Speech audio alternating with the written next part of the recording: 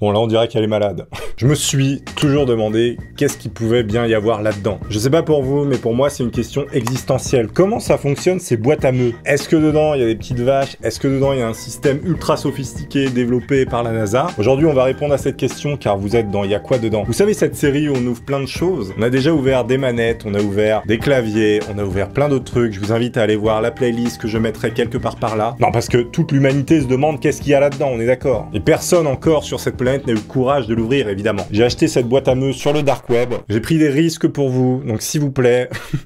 C'est quand même étrange, hein, cette boîte satanique, hein, on est d'accord. Mais avant ça, je voulais vous parler d'un petit truc. Je fais cette vidéo en partenariat avec Amino. Alors Amino, qu'est-ce que c'est? C'est une petite application sur téléphone qui permet de rassembler les gens sur des centres d'intérêt. Et en fait, pour avoir testé, c'est vachement cool. Déjà parce qu'il y a énormément de sujets, il y a plein de trucs variés. C'est un réseau social qui vous permet d'être vous-même, d'être au calme. Vous avez tout un tas de sujets que vous pouvez explorer. Par exemple, si je vais là, vous pouvez voir, il y a énormément de sujets. Ça va de la musique au manga et vous pouvez aller précisément dans le sujet que vous voulez. Moi, personnellement, regardez, je me joins au Labo des Sciences. C'est un truc qui m'intéresse. Vous pouvez également rejoindre cette communauté, comme ça vous pouvez parler de choses absolument incroyables. Et donc maintenant que j'ai rejoint le Labo des Sciences, en fait, on peut faire plein de choses incroyables. Déjà, on peut discuter avec toute la communauté qui est à l'intérieur, et en plus, je peux proposer des quiz, des sondages, poser des questions et échanger avec tout le monde sur le sujet qui m'intéresse. Par exemple, moi, dans le Labo des Sciences, je vais créer un sondage. Donc là, je vous demande si vous préférez la science pure et dure ou la vulgarisation scientifique. Donc par exemple, je réponds là, appuyez longtemps, et ça répond pure et dure. Donc voilà, il y a deux personnes, enfin déjà, il y a une personne qui a répondu. Je vous invite donc à venir répondre à mon petit sondage et peut-être qu'on se retrouvera sur cette application. Je vous laisse le lien en commentaire épinglé et en description, n'hésitez pas à faire un petit tour. Ceci étant dit, on va s'attaquer.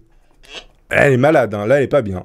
À la boîte à meux. Pour la boîte à meux, qu'est-ce que j'ai pris? J'ai pris ça, évidemment, on va la décortiquer. Franchement, ça me fait mal au cœur. Parce que j'ai l'impression de faire mal à un animal qui est vraiment à l'intérieur. Ah, c'est bête, hein, mais j'ai vraiment l'impression qu'il y a un truc vivant dedans, quoi. Donc l'idée étant de venir comme ça et de venir la détruire, tout simplement. Vous entendez comme elle pleure, elle sait que sa fin est proche, c'est horrible. Allez, créateur de contenu original, maintenant on va ouvrir une boîte à meux et on va voir comment c'est fait à l'intérieur. Ça fait 10 fois que je le dis, on a compris, hein, je pense. Alors, est-ce que je vais réussir? Déjà, je pense qu'on va vraiment la décalquer parce que l'idée, c'est quand même de pas y aller mollo. Ça m'a pas l'air bien solide. Je sais pas du tout comment c'est fait, j'ai pas envie de casser le truc à l'intérieur, je sais pas ce que c'est. J'ai peur. Enfin, j'ai peur, non, j'ai pas peur d'une boîte à meux. On va enfin percer le mystère de la boîte à meux, hein, les amis. Elle marche encore, j'ai eu peur. Je pense que vous êtes nombreux à vous poser cette question depuis que vous êtes nés. Il y a des scientifiques qui travaillent d'arrache-pied depuis des années sur ce sujet. Ils n'ont pas percé le mystère parce qu'ils n'ont pas osé ouvrir la boîte à meux. Évidemment, moi je passe ce cap, comme ma vidéo du dark web. Donc là, on est quand même sur un level un peu supérieur, on est sur une boîte à meux, on va pas se mentir. Donc l'idée, c'est vraiment de l'ouvrir comme ça, on n'hésite pas. Qu'est-ce que c'est que ça?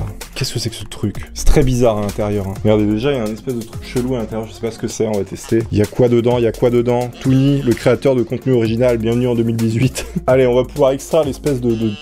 Mais arrête de gueuler, tu vas te calmer.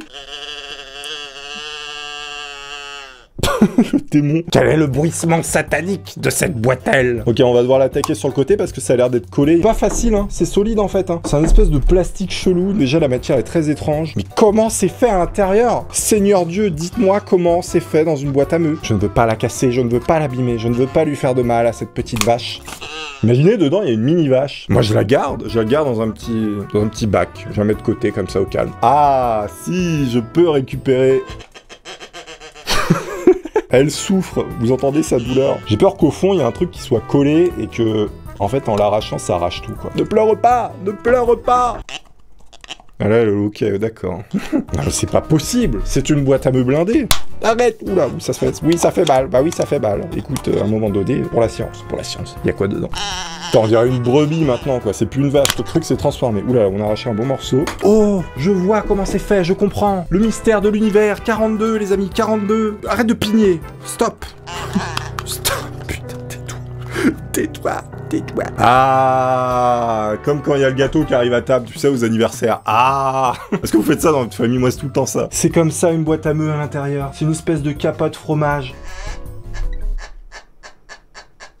C'est incroyable. Donc en fait, il y a une espèce de membrane, mais elle est super fine. Regardez comment elle est toute fine. Et en fait, ça fait pression. Mais attendez, on va l'ouvrir encore à l'intérieur pour voir comment c'est. En fait, c'est comme un hapeau à moitié. Il y a un trou ici et je pense que l'air sort par là. Ouais, ça a l'air de sortir par là, regardez. Et en fait, quand on la retourne, et bah, pouf, avec le poids du truc, ça fait de l'air, quoi. Attendez, on va la démonter, regardez. Il y a une espèce de truc. Bah, ça, c'est pour empêcher l'air, justement, qu'elle rentre trop facilement. Et donc ça, c'est l'intérieur d'une boîte à meux, quoi. En fait, il n'y a pas de vache du tout. C'est une grosse arnaque. Regardez, si on enlève éventuellement la capote de la boîte à meux, parce que là, on peut clairement parler de capote. Hein. Il y a une espèce de valve.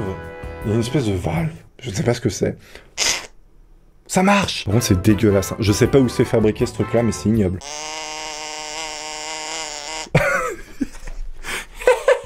Mon nouveau jouet! Il y a pas un petit scooter qui avance? En fait, là, il y a une espèce de petit trou quand l'air, elle rentre, et bah, ça fait vibrer une membrane à l'intérieur. Il y a une toute petite languette, et cette languette, quand elle vibre, et bah, ça crée le son. Et en fait, ce gros machin, c'est le poids, avec l'espèce de capote qu'on a vu tout à l'heure. Quand ça se baisse, et bah, l'air passe dedans, et ça fait ce fameux bruit. Écoutez, maintenant, moi, ma vie va changer grâce à cette découverte absolument extraordinaire. Depuis tant d'années, je me demandais comment c'était foutu à l'intérieur. Je vous remercie d'avoir regardé cette vidéo, pensez à la partager avec vos amis s'ils veulent savoir qu'est-ce qu'il y a dans une boîte à meux. Allez voir cette vidéo, elle est absolument incroyable. Je vous remercie encore une fois, merci beaucoup d'être là, de liker. Je vois vos petits commentaires, ils me font extrêmement plaisir. Je peux pas répondre à tout le monde, mais en tout cas, je suis présent avec vous, dans vos cœurs. À très bientôt les amis. Ciao!